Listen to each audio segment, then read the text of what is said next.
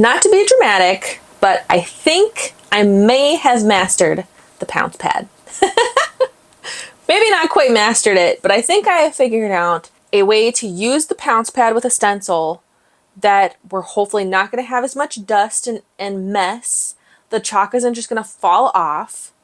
And I am really excited to show you what I have figured out. So if you are interested in that, please continue watching this video, all right? Hello, welcome or welcome back to my channel. My name is Miriam, and I talk about all kinds of quilting stuff here on YouTube. My last video, I showed you kind of just a really simple beginner how to use a Pounce Pad tutorial and kind of demonstration because it was my first time using it and trying it. It was pretty cool.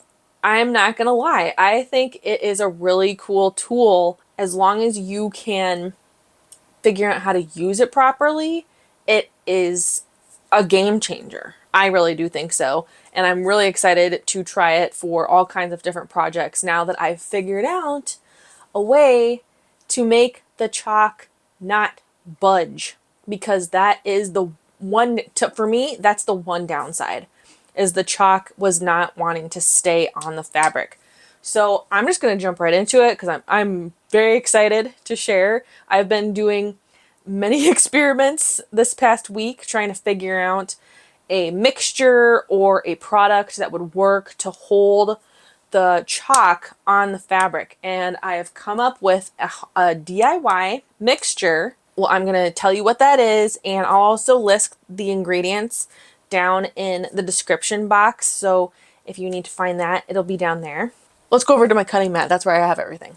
So I have everything that I tried here, so I wouldn't forget to mention anything. Initially, when I tried this last week in the video, I didn't use anything to try to get the chalk to stick. I wanted to just try it, just the chalk and stencil, and see what happened. If you don't know what a Pounce Pad is, if you missed that first video, I will link that video also in the description or up in the cards. It'll be there for you to watch if you want to watch that, but this is a Pounce Pad. You put loose chalk up here. I call this the belly button. But you put the chalk in there, and then you slap this. Here's the pad, see? And you have it in the little cover, and you actually slap it on your hand. I have found that that is the best way to get the chalk down into the pad. So you do that a bunch of times to get a lot of chalk down in that pad. You want a significant amount, like you want to be able to see it. See, you can see the chalk on that pad. So, and then I just kind of take it on the side and knock off any just excess that's just going to fall off. So I do that. And then you swipe it on the stencil. And this is the stencil that I've been using. I'm going to demonstrate how I do everything too. So if you want to see that, stick around. So this is the stencil I've been using. It's a really cute kind of daisy meander stencil. And it's super cute. I really like it. But Pounce Pads can also be used with kind of your traditional looking stencils that you think of when you think of a stencil.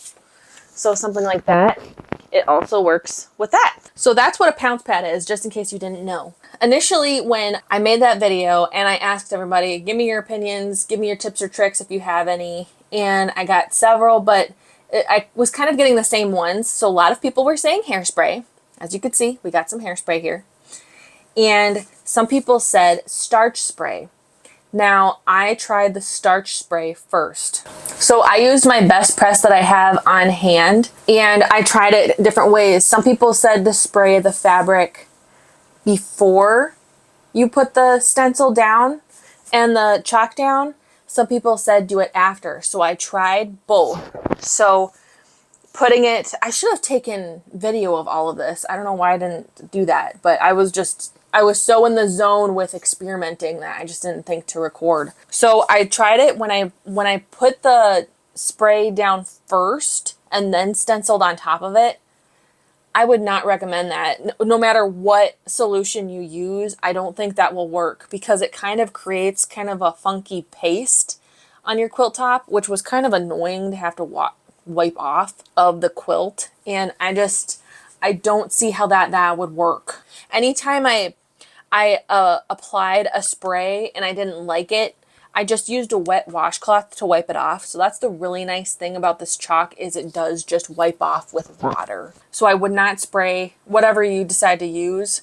I would not spray it beforehand. I would just do it after you've gotten the chalk on the quilt. So I tried the best press. This didn't do anything. It didn't. I tried it before and after putting the chalk down, like I said, and nothing happened. It just made it wet. It just didn't, nothing happened. So I would not suggest using Best Press. Okay, that one is out of the way. The other thing that a lot of people recommended was Hairspray. And it makes sense that Hairspray would stick, right? I do not use Hairspray. I haven't used Hairspray in years, but I had this little tiny can of Sexy Hair Hairspray. Even sure why I have this. It's like a little travel size one. I've had it literally for years. So I tried this. This worked beautifully. It held the chalk in place. The dust wasn't flying all over the place. I could wipe my hand over the chalk markings. Nothing came off. Nothing came off. It was fantastic. But I know this hairspray is expensive. But the biggest downside for me for this is the smell. I hate the smell of hairspray. That's kind of one of the reasons why I don't use it. And it's just very noxious to my head. I'm sensitive to smells, so I don't use a lot of aerosol stuff. And this was really bad. And in my kind of smallish room, it was very stinky. So if you don't like the smell of hairspray, it might not be the best choice. I have a solution though. So stick with me here. Stick with me for a few more minutes here. This does work, but I will say not all hairsprays are created equal, unfortunately. So the expensive Big Sexy Hair, never thought I'd be talking about big sexy hair here on this channel. This worked, but I didn't like the smell. So I'm going to set that aside. I will not be using that in the future. Then I thought, well, let me just go buy some cheap hairspray, because I don't want to try the fancy stuff. So maybe the cheaper stuff doesn't smell as bad. I don't really know what my train of thought was, but I was going to try it. So I went to Walmart and I found the biggest, cheapest can of hairspray, which is this Suave Essentials Max Hold hairspray. So it's supposed to be max hold. It's a level 8 in hairspray levels, whatever that means. And it's just a giant can, right? So I tried this, and just in case you're wondering, this reeks also. Does not smell good. And unfortunately, this did not hold the chalk, like at all. I think it might have done a little something. It really did not hold the chalk at all, which was pretty disappointing, because I was really hoping that, you know, maybe I could just grin and bear it and the cheap stuff would work, but it didn't. I did have someone recommend to try wearing a mask, which you could do if you still wanted to use the hairspray, because some hairsprays will work. Like this one, it worked. It worked beautifully. I just did not like the smell. So again, if you don't mind the smell of hairspray, or if you want to wear a mask while you apply it, then hairspray is a really good option for you. You just got to find one that works, that hopefully isn't an expensive can of hairspray. Though that might last a long time. I really don't know, because I haven't done a full quilt with one. But I would not recommend the Suave Max Hold stuff. It just did not work for me. So we will set that one aside. Now, if you are signed up for my newsletter, you got my newsletter earlier this week, where I kind of told you guys my dilemma with the spray. If you would like to sign up for my newsletter, there's a link down in the description box, and you can join that. I email everyone once a week. So I'm gonna have to record a couple sections for a second time, because I realized when I had my microphone hooked to my shirt right here, right? And then the mouthpiece was right up against my neck. And we're getting some really weird sound quality. I sounded like a airplane pilot when, you know, when you're in flight and he's like, please please fasten your seatbelts. That's what it sounded like. It was terrible. So I'm re-recording a couple parts of this. Everybody knows I love Elmer school glue, right? Elmer school glue can be used for so many different things with quilting. You can use it for basting. You can use it for sticking your binding on to machine quilt or hand quilt. You can use it for applique. There's just so many different ways you can use Elmer's school glue. So I really wanted to try to figure out a way to create a spray with the Elmer's school glue. So my next experiment was with this. And what I did was first I mixed 1-to-1 ratio parts. So 1 part water, 1 part glue in my bottle. And if you're going to mix Elmer's glue with water, it needs to be hot water. So I did that, and the mixture was way too thick still. So I added a 2nd part of water. So I did 2 parts water, 1 part glue, and I mixed it together really well. And it was still too thick to go through the sprayer as like an actual, like a misty spray. It would shoot out in like a little stream. Though it did technically work in some spots. In some spots it did not. It actually, I think because there was so much water in it and it wasn't evenly dispersed like it would if it was like a regular mist from a spray bottle, the parts that got the most moisture from the spray kind of turn into kind of like a watercolor effect. So the chalk just like spread out on the fabric, and you know, you couldn't see the design of the stencil. So it was just, it didn't work. It didn't work. I was very disappointed that it didn't work. I was really hoping for, you know, another Elmer's school glue moment, you know, and just another thing that I could use Elmer's school glue for, because it's cheap and it's easy, and everybody has some on hand now, right? Because you use it for basting, because it's awesome. I really wanted it to work, but unfortunately it did not. And sometimes you just got to let it go. I might still try some different mixtures to see if I can get it to work. But for now, I just let it go, and I found a different DIY solution. Okay. So Elmer's school glue, unfortunately, has to go over here with everything else that didn't work. What did work though? What is in this bottle, right? Because I have some liquid in there. It's kind of a weird color, right? So what is this? This is my 3-ingredient sticky spray. It's actually, I tweaked a DIY hairspray recipe. So I was going with the hairspray idea, but I wanted something that was non-toxic because I just can't stand the fumes, right? So I went online and I looked for DIY hairspray recipes, and I found one, and I kind of tweaked a little bit so it would be a bit more sticky for me, because I didn't need it to be sticky for my hair. I needed it to be sticky for my chalk, right? So what is in here? I put in 1 cup of hot water. Hot. It doesn't have to be boiling. Some recipes call, like if you look up DIY hairspray recipes, they'll say boiling water. You don't need boiling water, okay? You just need hot water. Next, I put in 5 teaspoons, 5 or 6 teaspoons of cane sugar, just regular granulated sugar. And that's why you need the hot water, because the hot water will dissolve the sugar. Then I put in 2 tablespoons of rubbing alcohol. Now you can also put in vodka if you have vodka on hand. I do not. I don't drink, so I didn't have any, but that is also something that you could put in there. So the reason why this works is the water, it dissolves the sugar and gets it sticky, right? So the water is the delivery device for the stickiness, which is the sugar. And then the rubbing alcohol is supposed to help the mixture dry quicker.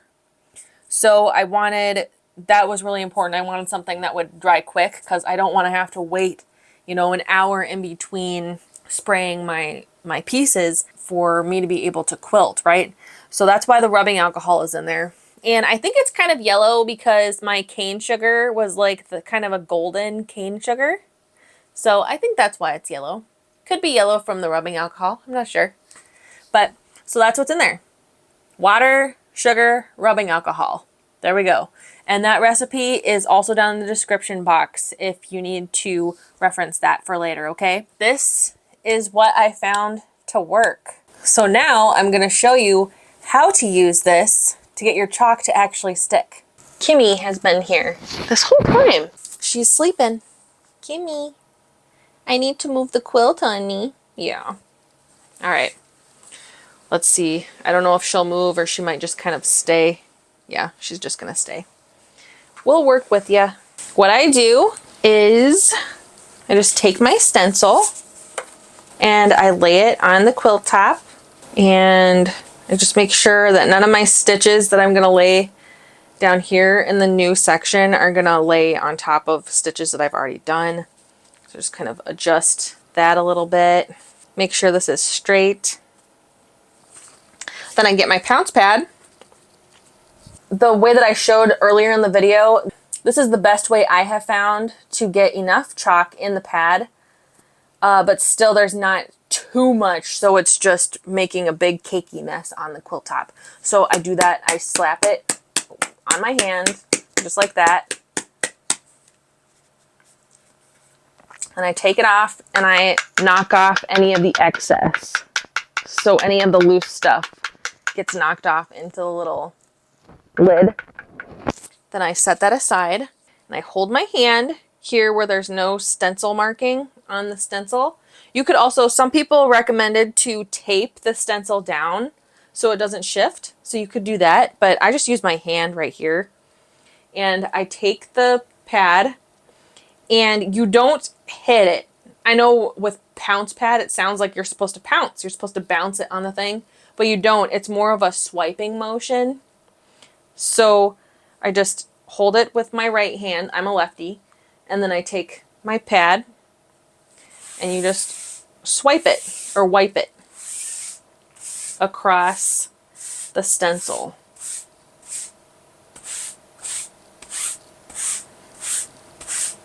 And you can, with the pad, you can kind of plop it a little bit and then swipe. So plop and swipe.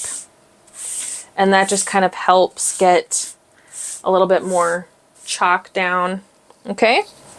Then I just take the stencil off. And there we have the marking. I think you can see that. Yeah. Pretty cool, huh? So then I just set the stencil aside, and if I were to take my finger and wipe on where the chalk is, it would just wipe right off with my finger. But now we're going to spritz our spray on.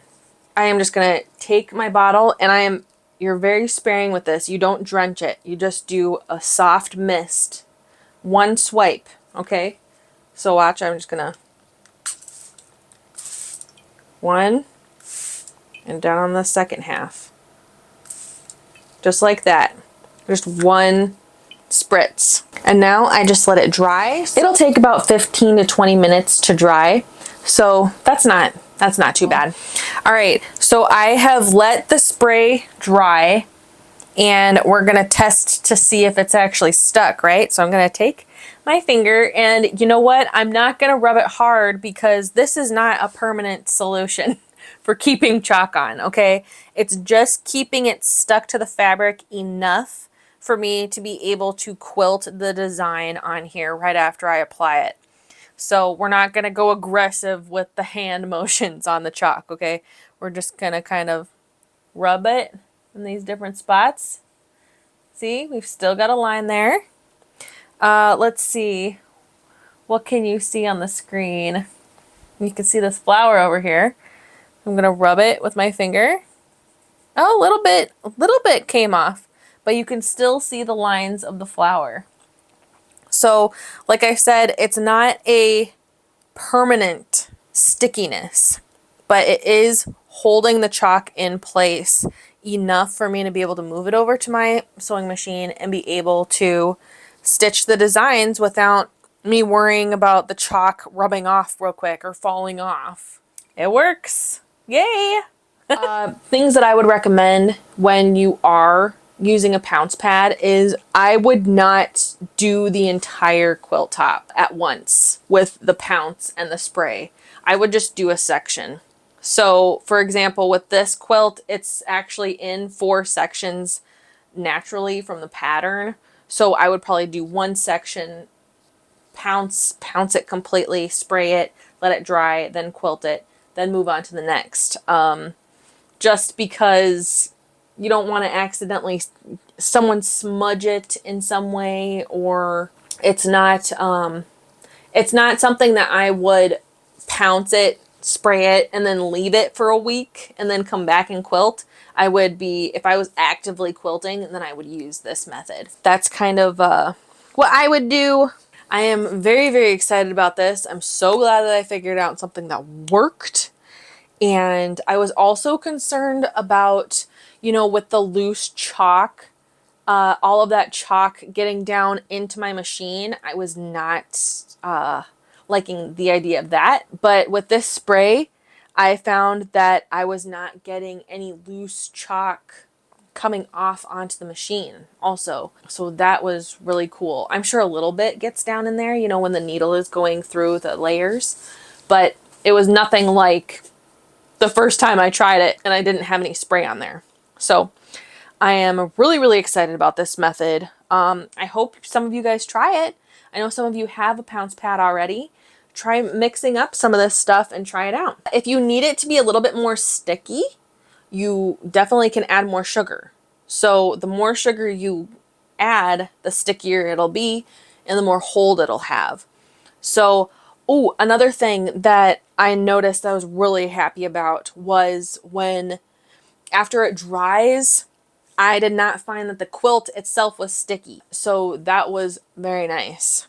I was a little nervous about that. It would be really sticky moving it around. But with the ratios that I used, or with the mixtures that I used, it wasn't sticky at all. So that was really, really nice. If you have any questions, let me know in the comments below. I'm happy to talk to you guys about it. I'm very, very excited about this. If you couldn't tell, I hope you guys have success with it just like I did. And just thank you so much for watching to the end of the video. And I hope you have a beautiful day. Bye. Let me show you the quilting real quick. I don't think I showed you the actual quilting. How cute is this quilting? I love it. And it looks cool on the back too. Well, you can't really see it, but it does look cool. Trust me. I'm really, really happy with how this is turning out.